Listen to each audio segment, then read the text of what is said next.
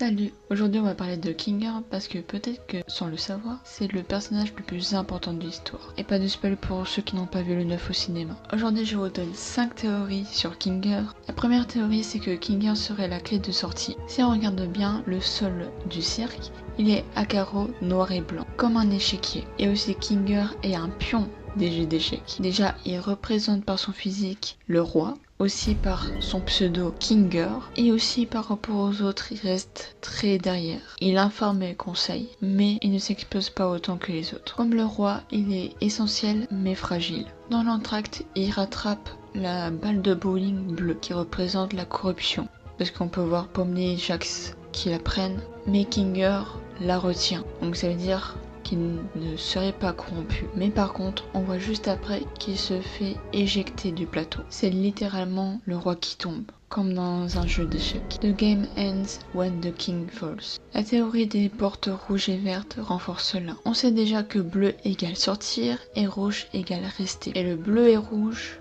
ça donne la couleur mauve. Et Kinger est de quelle couleur?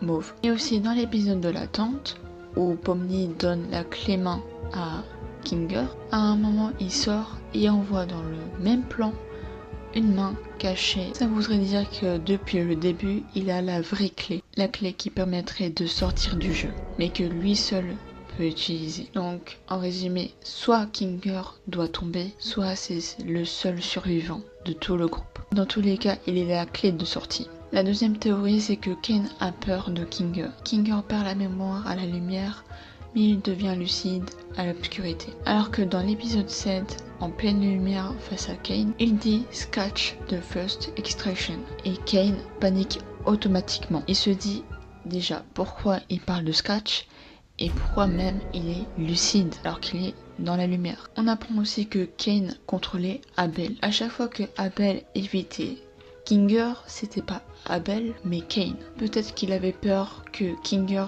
découvre que c'était juste une mascarade, vu qu'à un moment donné, Kinger dit qu'il ne connaît aucun Abel. Kain le fragilise, l'isole et efface sa mémoire. Parce que si Kinger se souvient, le jeu est fini. La troisième théorie, c'est que Kinger est coincé dans une boucle infinie. Et c'est la théorie la plus triste parmi les 5. Déjà, on sait que Kinger était là depuis le début. Il était dans un groupe avec d'autres personnages comme un certain Scratch, mais surtout Queenie. Sauf que Queenie se fait corrompre et il ne reste que Kinger. Kinger est isolé seul pendant 8 ans, sans personne. Puis arriva Ragatha et d'autres personnages. Et cette théorie dit que ça ne serait qu'un cycle. Un groupe arrive, se corrompt, et après un autre